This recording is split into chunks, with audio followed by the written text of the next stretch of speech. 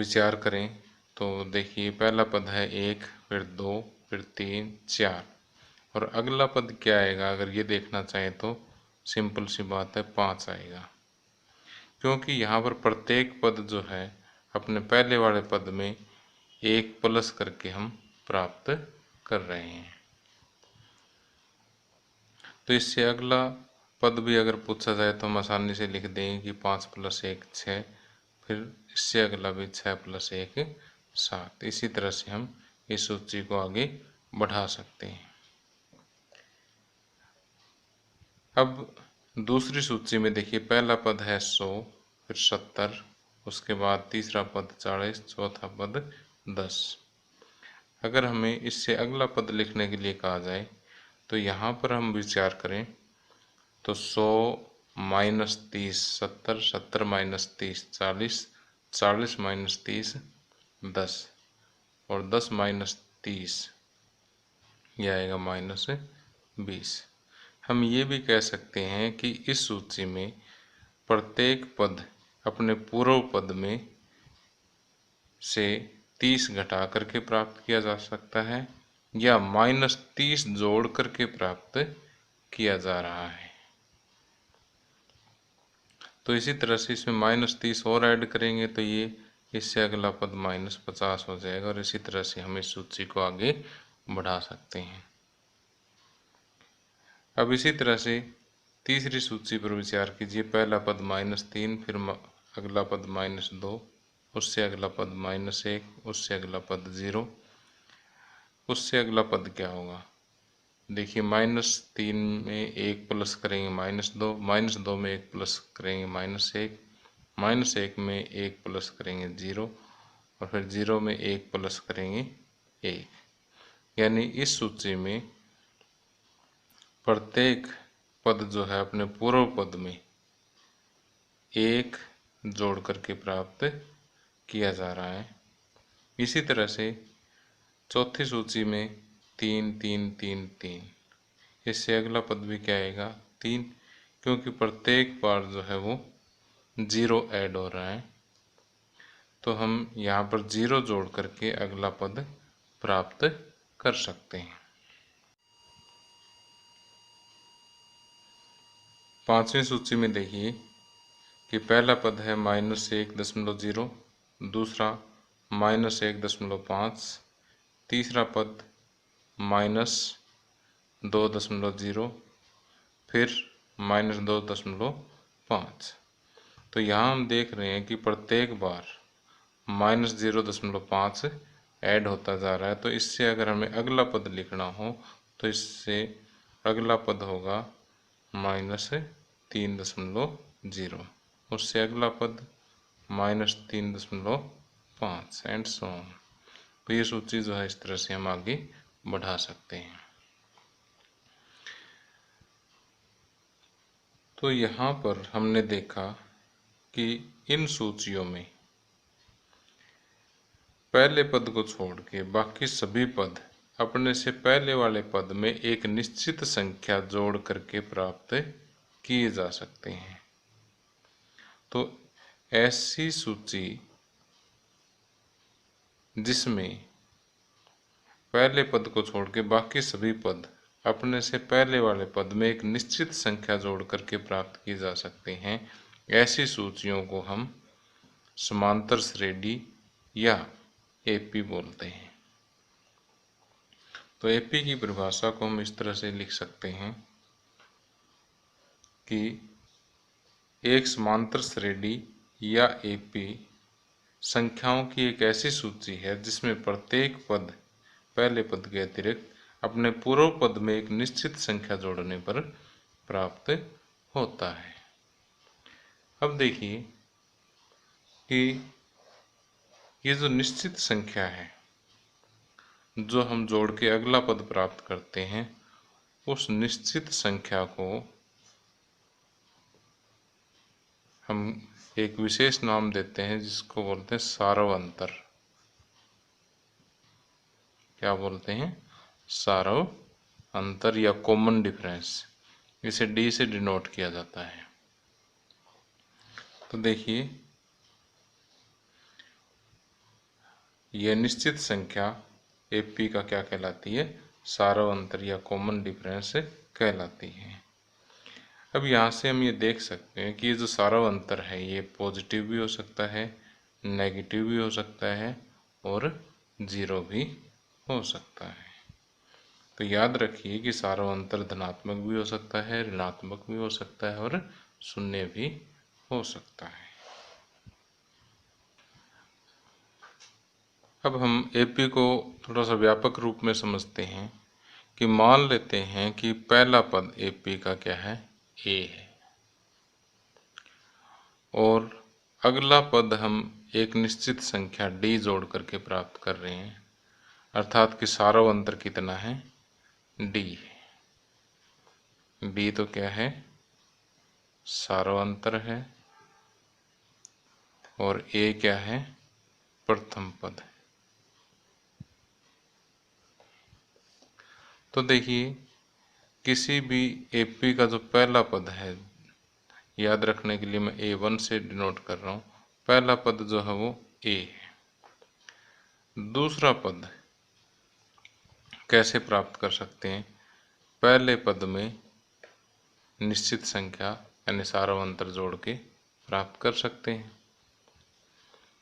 इसी तरह से तीसरा पद कैसे प्राप्त करेंगे?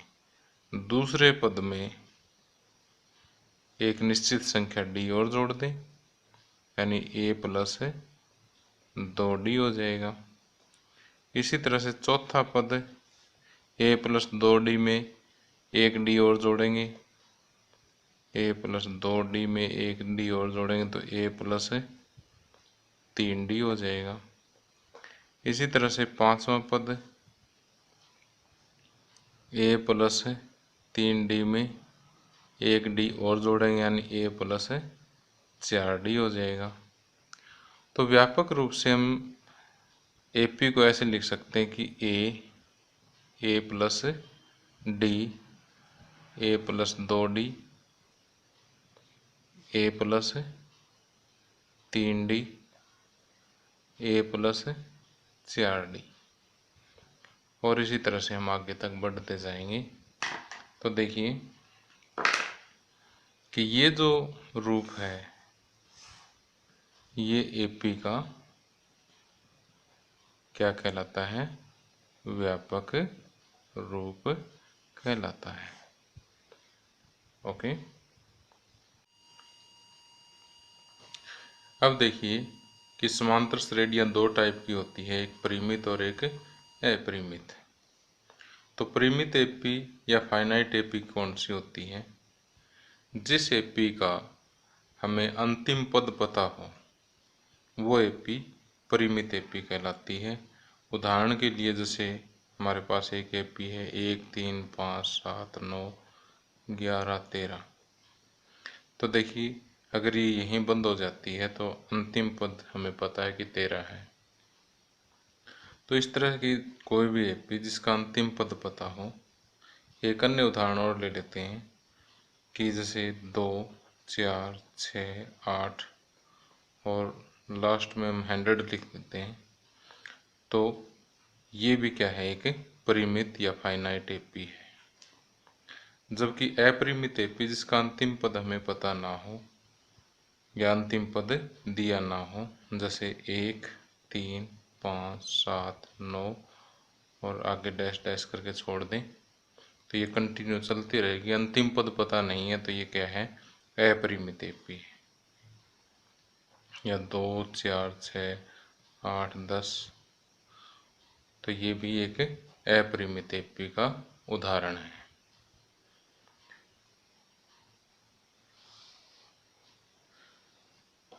अब हम देखते हैं कि सार्वअंतर कैसे ज्ञात करते हैं।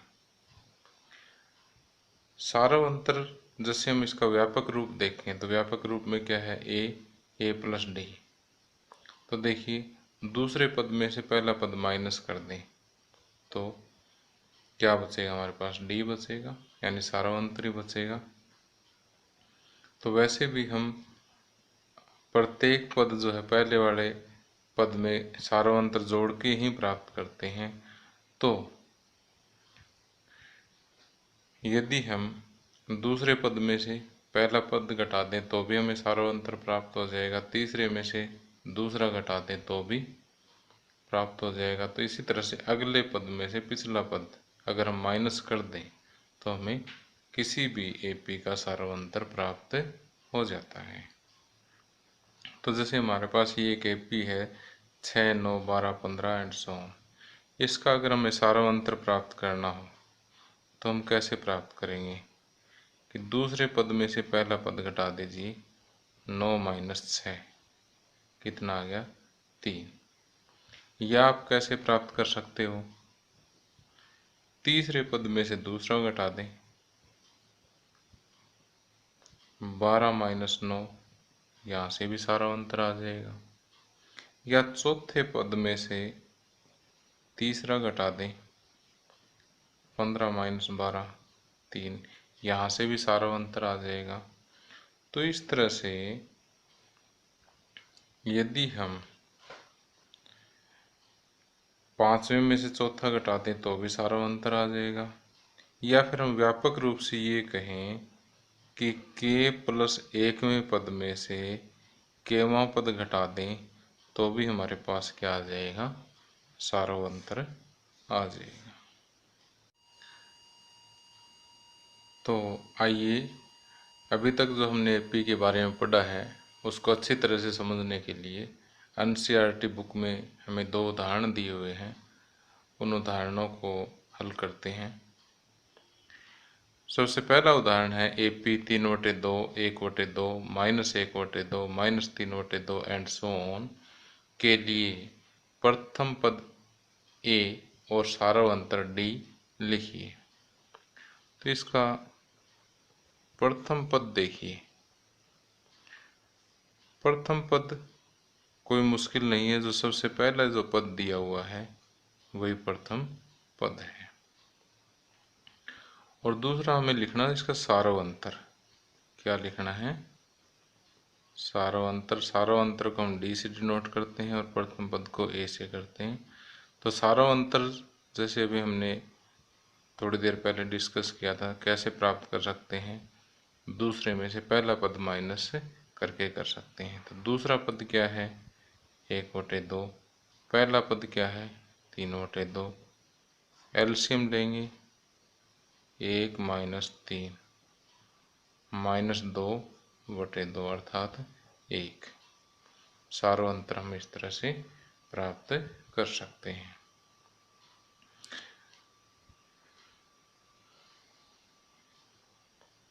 इसलिए दी गई एपी का प्रथम पद होगा 3/2 तथा सार्वंतर होगा 1। यही आंसर है। अब दूसरा उदाहरण देखिए। संख्याओं की निम्नलिखित सूचियों में से कौन कौन से एपी नहीं हैं? यदि इनसे कोई एपी है या इनमें कोई एपी है तो उसके अगले 2 पद लिखिए। हम सबसे पहले जो संख्याओं की सूची दे रखी है उस पर विचार करते हैं। संख्याओं की सूची हमारे पास 4, 10, 16, 22 एंड सो ऑन। तो ये एपी है या नहीं, उसके लिए हम क्या चेक करेंगे, A2 माइनस A1 चेक करेंगे। 10 माइनस 4 कितना आ गया, 6। फिर A3 माइनस A2, 16 माइनस 10, ये भी कितना आएगा, 6। फिर A4 माइनस A3, तो ये भी 22 माइनस 16, ये भी कितना आएगा, 6। तो यहाँ देखिए कि k प्लस 1वें पद में से kवां पद घटाने पर प्रत्येक बार संख्या क्या आती है, समान आती है। तो यहाँ प्रत्येक बार k प्लस 1वें पद में से kवां पद घटाने पर संख्या क्या आती है, समान है। तो हम k+1वें पद और kवें पद का अंतर समान है, इसलिए दी गई संख्याओं की सूची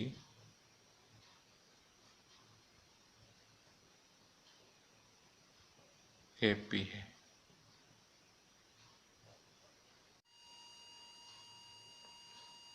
अब देखिए, दी गई संख्याओं की सूची एक AP है और ये कहता है यदि इनमें से कोई AP है तो अगले दो पद लिखिए। इसके अगले दो पद,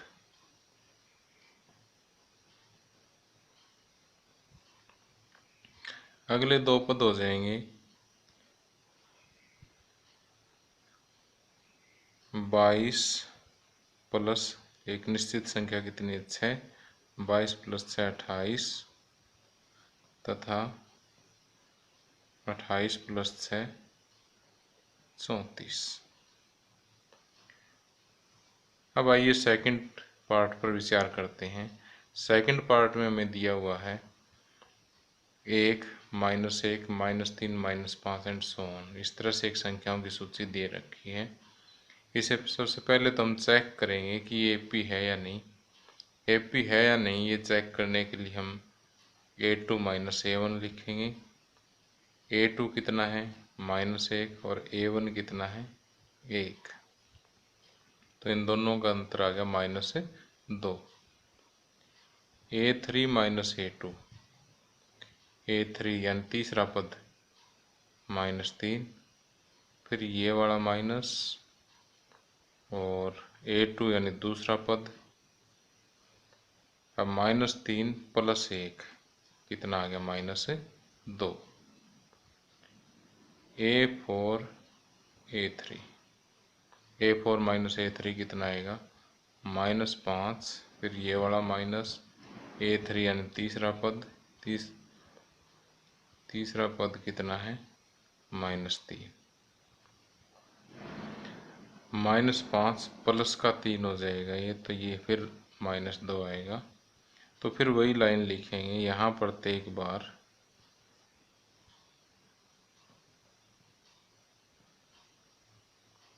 AK+1 - AK समान है, इसलिए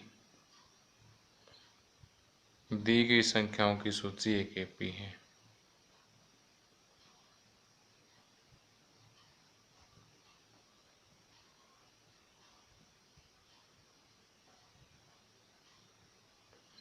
अब अगले दो पद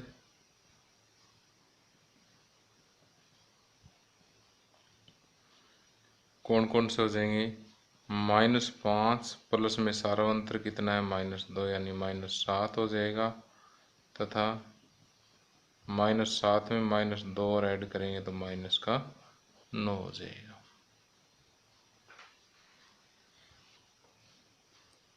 अब इसके तीसरे पार्ट में देखिए, हमें जो सूची दे रखी है वो -2, 2, -2, 2 और -2 एंड सो ऑन।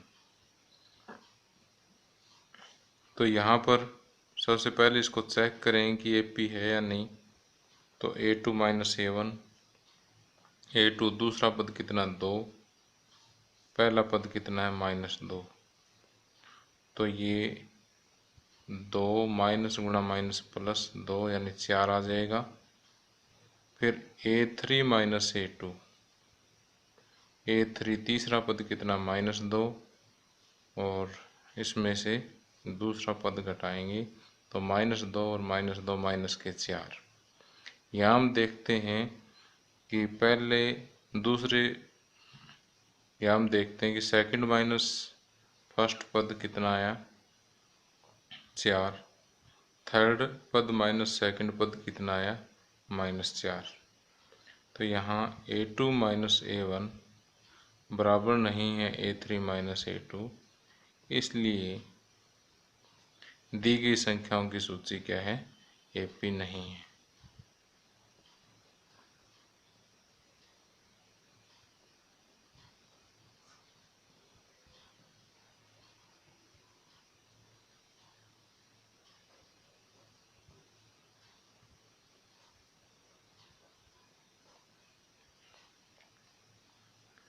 अब इसका फोर्थ पार्ट देखिए। फोर्थ पार्ट में हमें दिया है 1 1 1, 2 2 2, 3 3 3 एंड सो ऑन। तो यहाँ देखिए कि A2 minus A1, 1 minus 1 0, A3 तीसरा पद माइनस दूसरा पद A3 माइनस A2, तीसरा पद कितना है 1, दूसरा कितना है 1, ये भी 0 आ गया। लेकिन A4 माइनस A3, A4 कितना है 2, A3 कितना 1, 2 माइनस 1 1। अब देखिए यहाँ अंतर 0 है, यहाँ अंतर 1 है, तो यहाँ हम लिख देंगे कि A2 माइनस A1 बराबर है A3 माइनस A2, लेकिन बराबर नहीं है A4 माइनस A3 के। इसलिए दी गई संख्याओं की सूची AP नहीं है।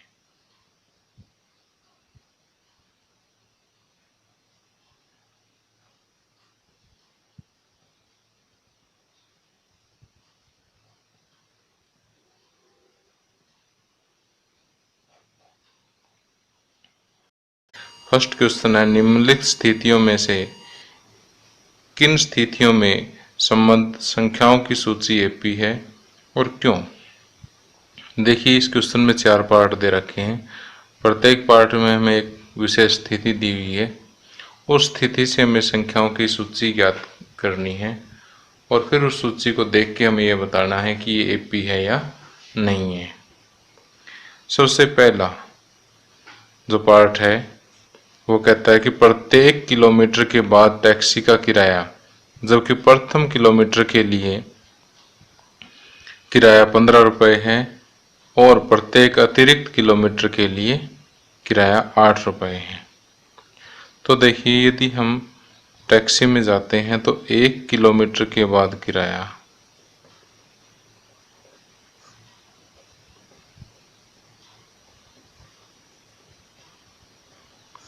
1 किलोमीटर चलेंगे तो किराया कितना है 15 रुपये दे रखा है इसने। अब उसके बाद यदि हम 2 किलोमीटर चलते हैं तो 2 किलोमीटर के बाद किराया पहले किलोमीटर का भी लगेगा और दूसरे किलोमीटर का भी, यानी पहले के बाद कितना लगेगा 8 रुपये और लगेगा। तो 15 प्लस 8 है 23 रुपये। 3 किलोमीटर के बाद किराया कितना हो जाएगा 23 प्लस 8, तो ये 31। और इसी तरह से 4 किलोमीटर के बाद किराया 31 प्लस 8 39, और इसी तरह से चलता रहेगा। तो हमें जो सूची प्राप्त होती है तो संख्याओं की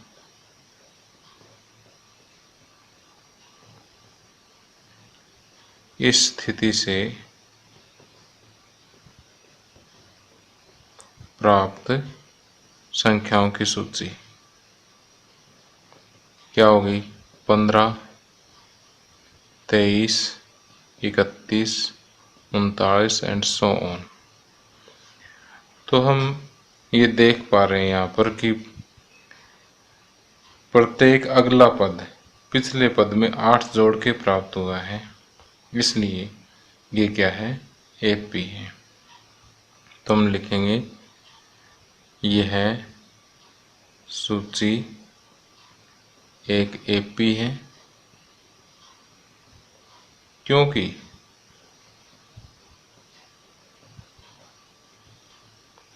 प्रत्येक अगला पद पिछले पद में 8 जोड़ने से प्राप्त होता है।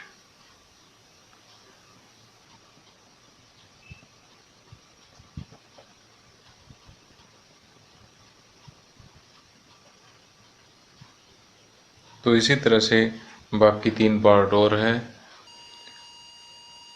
अब फर्स्ट क्वेश्चन का सेकंड पार्ट, किसी बेलन अर्थात सिलेंडर में उपस्थित हवा की मात्रा जबकि वायु निकालने वाला पंप प्रत्येक बार बेलन की शेष हवा का 1/4 भाग बाहर निकाल देता है। तो देखिए, ये हमारे पास मान लेते हैं कि एक सिलेंडर है, एक बेलन है, और इसमें शुरू में जो हवा है उसका आयतन कितना है, v, या जो हवा की मात्रा है वो कितनी है, v, v इकाई है। माना बेलन में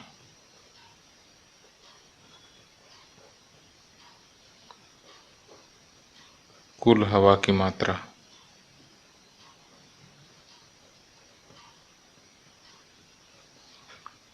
बराबर v। अब क्योंकि शुरू में है तो ये प्रथम पद हो गया, A1 मान लेते हैं इसको। अब देखिए, v का 1/4 भाग बाहर निकल गया, तो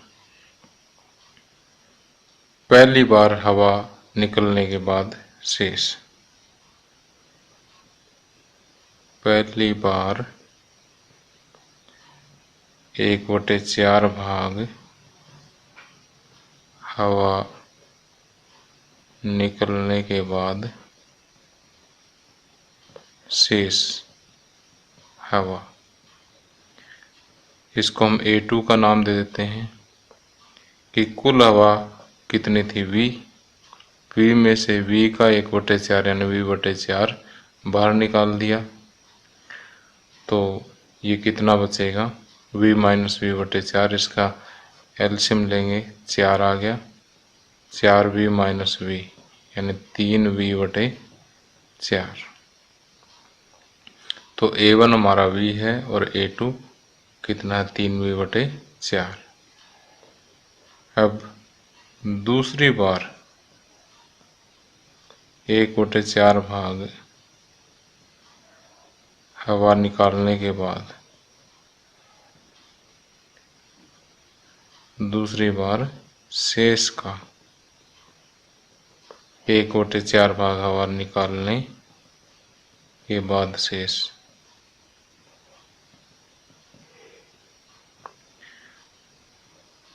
अब इसे हम A3 का नाम दे देते हैं।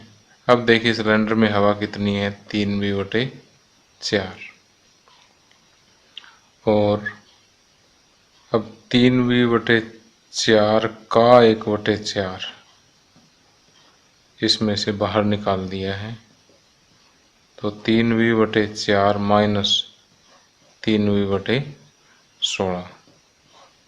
अब 16 एलसीएम आ गया, 16 को 4 से भाग देंगे, 4 4 दिए 12v माइनस 3v यानी 9v/16।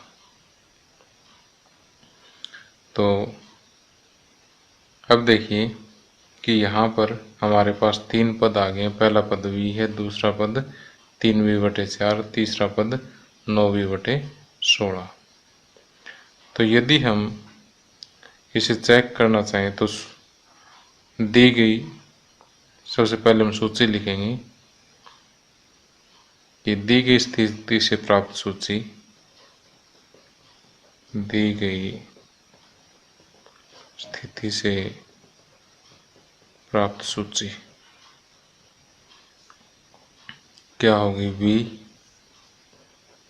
3v/4, 9v/16 and so on. अब देखिए, AP चेक करना है तो A2 माइनस A1 चेक करेंगे। A2 minus A1 3v/4 minus v कितना आया, 4, 3v माइनस 4v,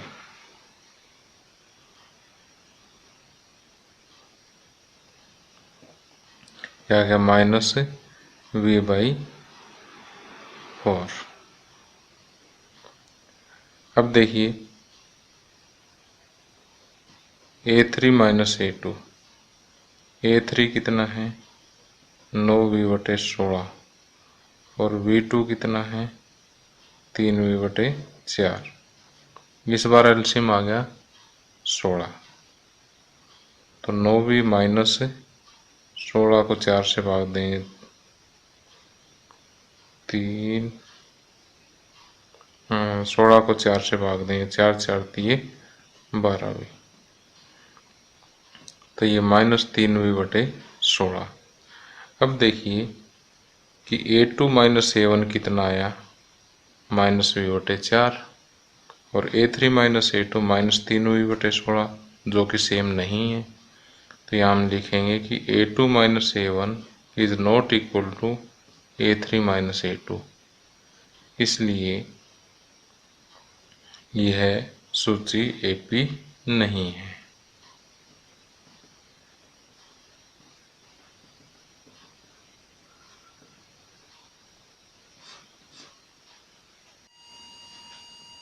अब फर्स्ट क्वेश्चन का थर्ड पार्ट, प्रत्येक मीटर की खुदाई के बाद एक कुआं खोदने में आई लागत, जबकि प्रथम मीटर खुदाई की लागत 150 रुपये है और बाद में प्रत्येक मीटर खुदाई की लागत 50 रुपये बढ़ जाती है।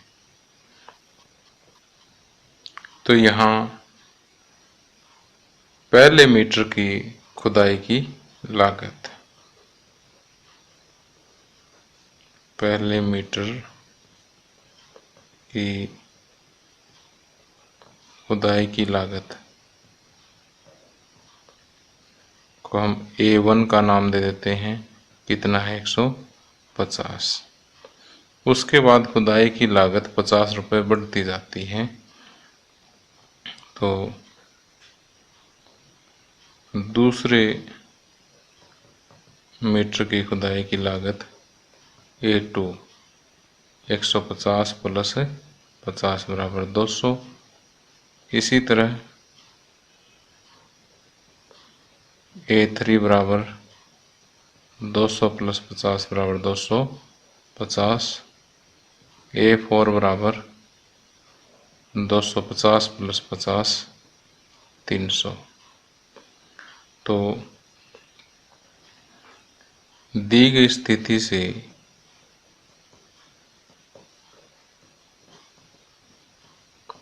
प्राप्त संख्याओं की सूची,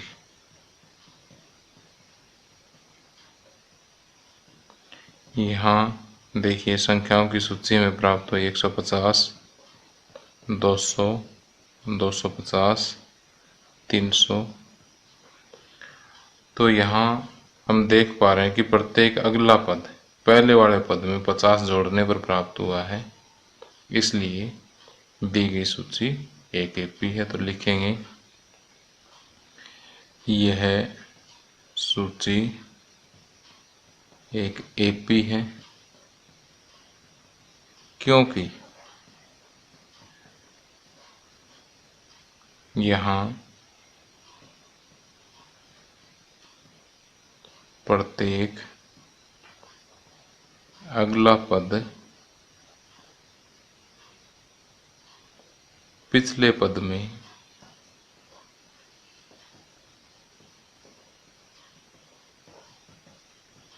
पचास जोड़ने पर प्राप्त हुआ है।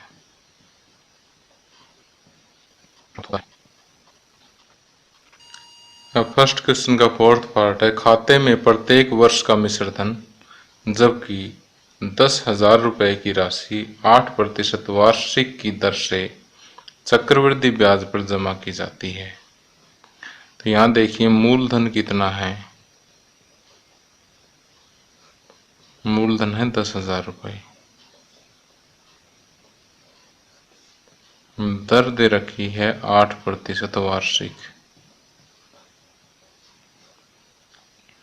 और प्रत्येक वर्ष का मिश्र धन ज्ञात करना है।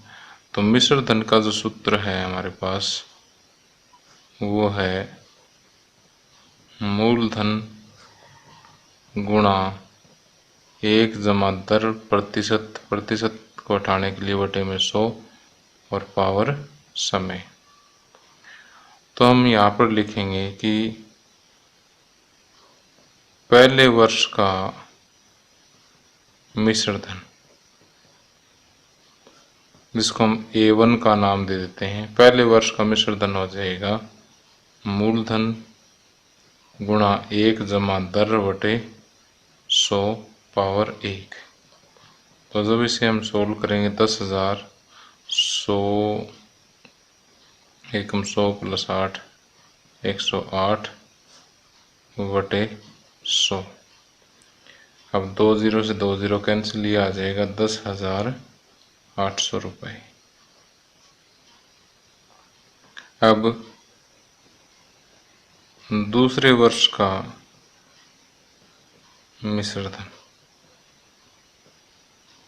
इसको हम A2 का नाम दे देते हैं। ये हो जाएगा 10,000 गुणा 1 जमा 8 बटे 100 पावर 2। तो 10,000 गुणा 108 बटे 100 गुणा 108 बटे 100। जब इसे हम सोल्व करेंगे तो यह आएगा 11,640 रुपये। और इसी तरह से तीसरे वर्ष का मिश्र धन,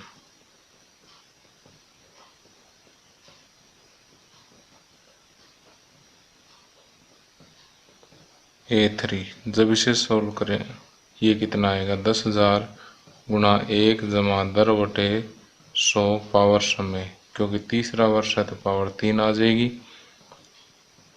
ये 10,000 गुणा 108 बटे 100 की पावर 3 है तो ये 3 बार गुणा हो जाएगा। 108 बटे 100 गुणा 108 बटे 100। और जब इसे सोल्व करेंगे तो ये आएगा 12,571.20 रुपये। तो यहाँ पर दी गई स्थिति से प्राप्त सूची, दी गई स्थिति से प्राप्त संख्याओं की सूची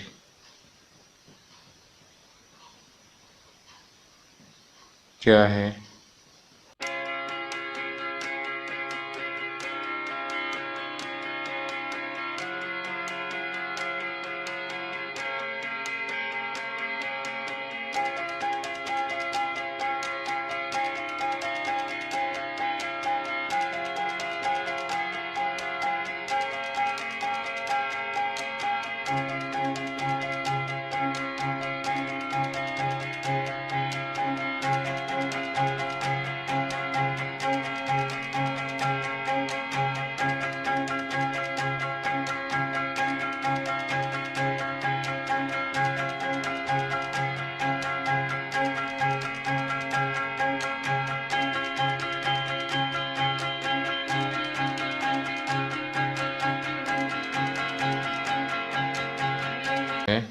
सूची AP नहीं है।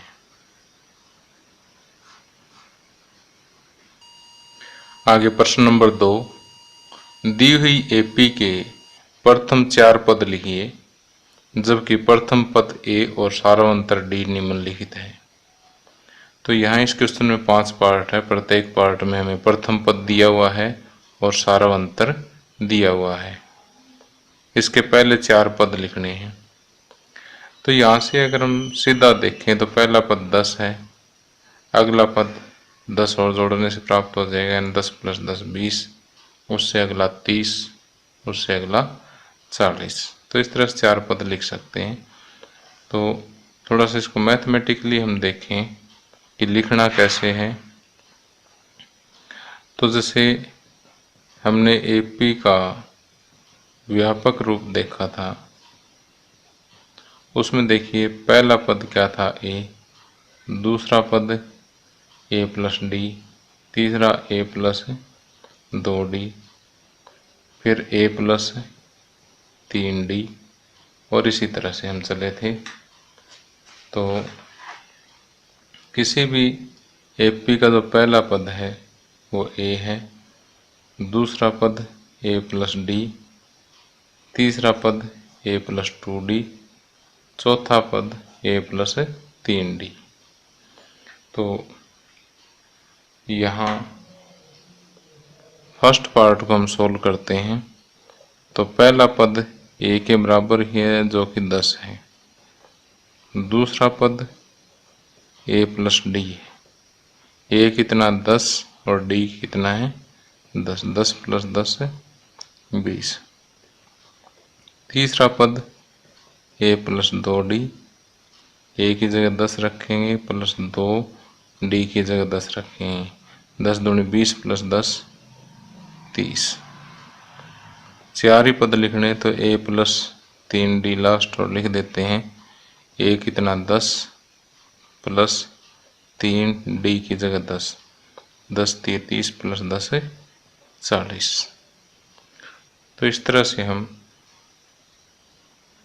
दी गई ए और डी के लिए चार पद लिख सकते हैं।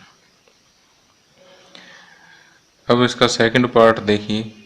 सेकंड पार्ट में हमें दिया हुआ कि ए कितना है -2 और डी कितना है 0। तो वैसे तो सीधा दिखाई दे रहा है कि -2 पहला पद हो ही गया, दूसरा पद इसमें 0 और जोड़ दे -2, तीसरे में फिर 0 और जोड़ दे -2, तो पहले चार पद -2 -2 -2 और -2 आ जाते हैं। तो थोड़ा सा मैथमेटिकली लिखने में हम ऐसा लिखेंगे कि A1 इज इक्वल टू ए, जो किसके बराबर -2 के बराबर, A2 ए प्लस डी यानी -2 प्लस 0, -2 A3 ए प्लस 2d, -2 प्लस 2 गुणा 0, 0 प्लस -2 यानी माइनस का 2 हो गया। A4 ए प्लस 3d, -2 प्लस 3 गुणा 0, ये 0 हो गया, 0 प्लस में -2 ये कितना हो जाएगा -2। इसलिए AP के प्रथम चार पद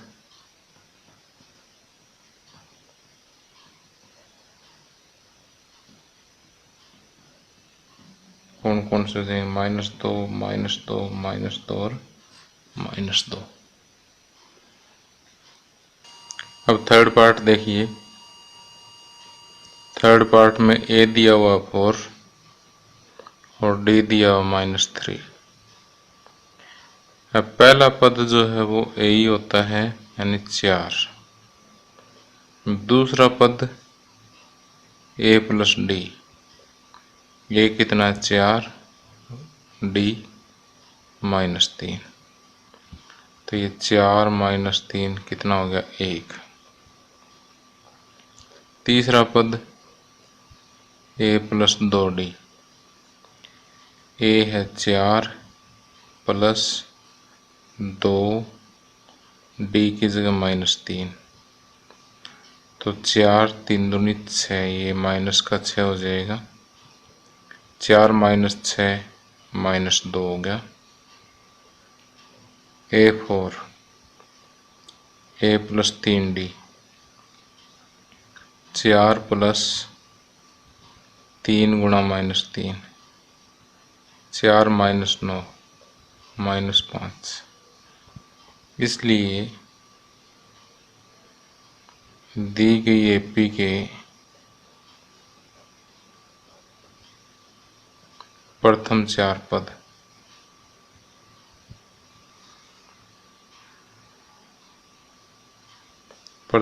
पद हो जाएंगे इसके 4 1 -2 और -5।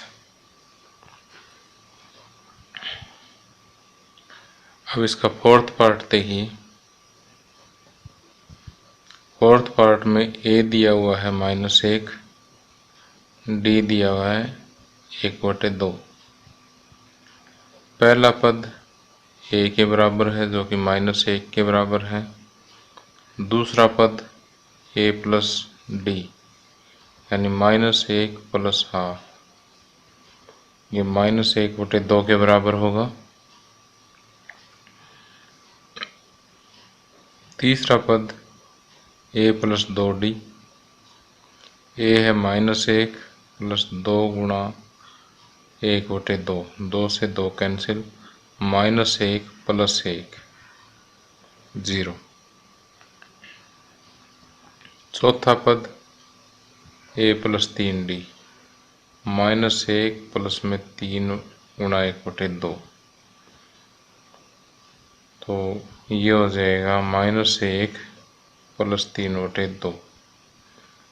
प्लस का 1.5 है, माइनस का 1 है, तो प्लस का आधा बचेगा। तो दी गई एपी के प्रथम 4 पद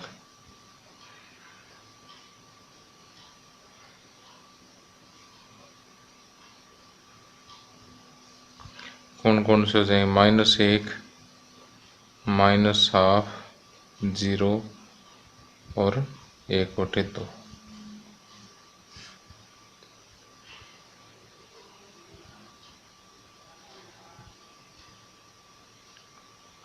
इसी तरह से 5वां पार्ट हो जाएगा। 5वें पार्ट में ए दिया हुआ है -1.25 और डी दिया हुआ है -0.25। तो पहला पद ए के बराबर है जो कि -1.25 है। दूसरा पद ए प्लस डी के बराबर है। ए कितना है? -1.25 और डी कितना है? -0.25। तो ये -1.50 हो जाएगा। तीसरा पद ए प्लस 2d, ए है -1.25 प्लस 2 गुणा -0.25, -1.25 प्लस -0.50, इसको सोल्व करेंगे तो ये आएगा -1.75।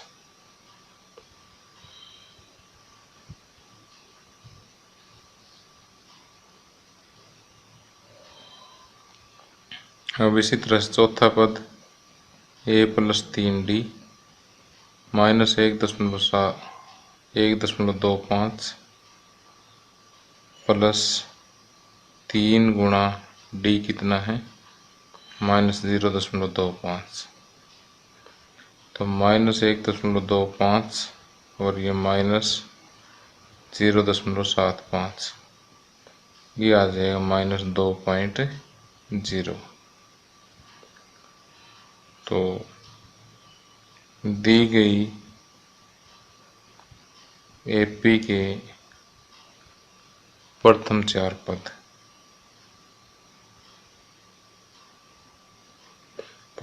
पद कौन कौन से होंगे? -1.25, -1.50, -1.75, -2.0।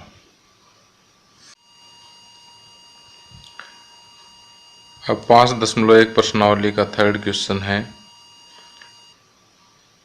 निम्नलिखित में से प्रत्येक एपी के लिए प्रथम पद तथा सार्वंतर लिखिए। यहाँ पर 4 पार्ट दिए हुए हैं, प्रत्येक पार्ट में एक एक एपी है।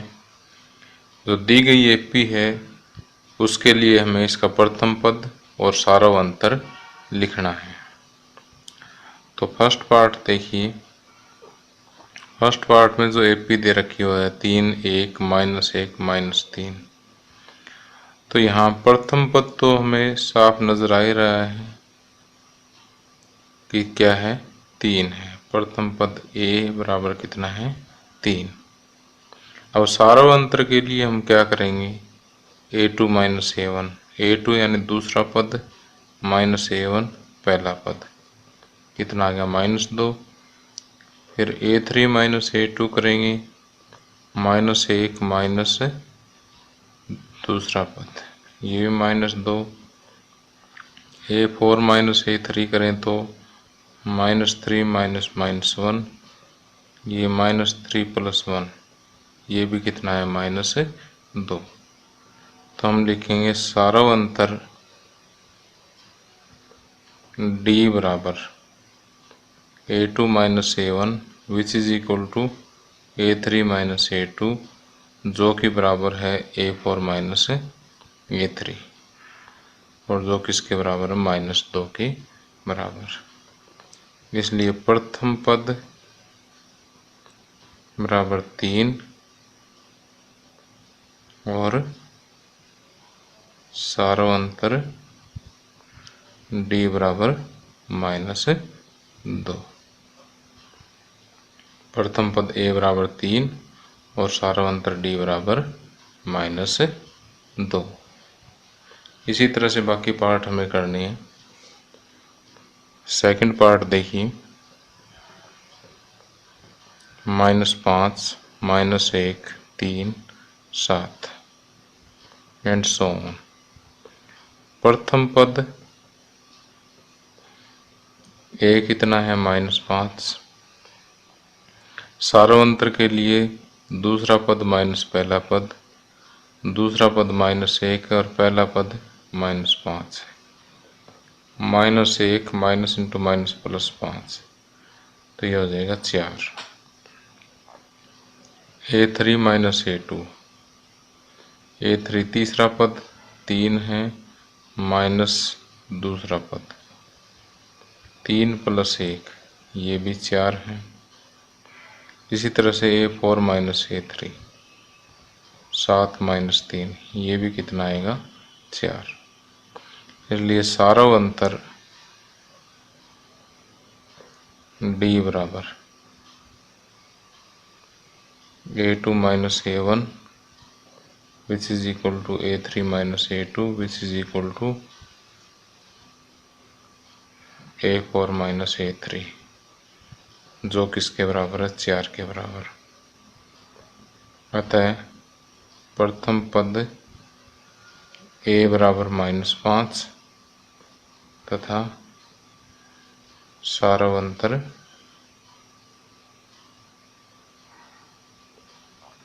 D बराबर 4, ये आंसर आ जाएगा।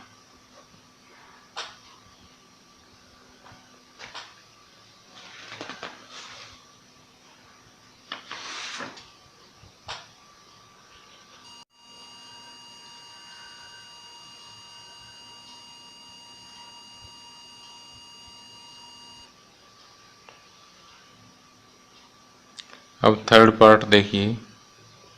थर्ड पार्ट में जो एपी दे रखी है वो है 1/3, 5/3, 9/3, 13/3 एंड सो ऑन। तो इसमें प्रथम पद A बराबर कितना 1/3 और सारव अंतर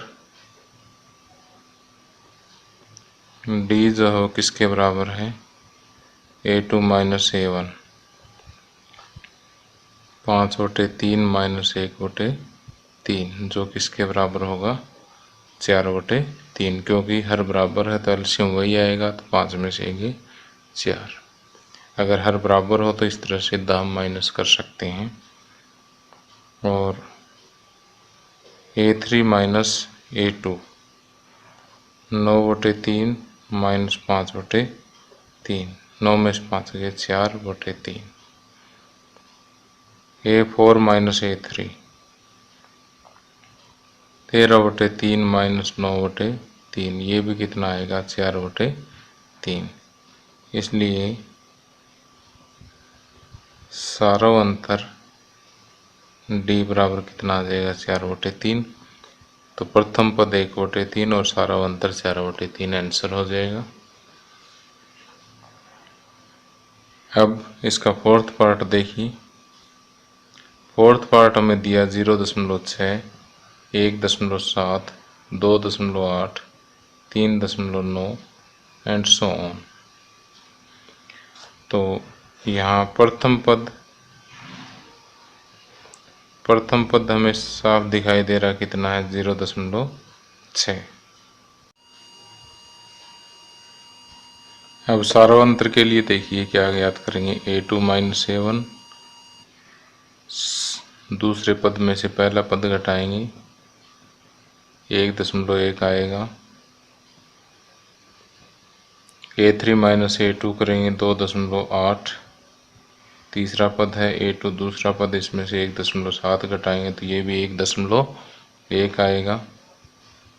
चौथे पद में से तीसरा पद घटाएंगे, चौथा पद कितना है 3.9 और तीसरा पद कितना है 2.8, ये भी कितना आएगा 1.1।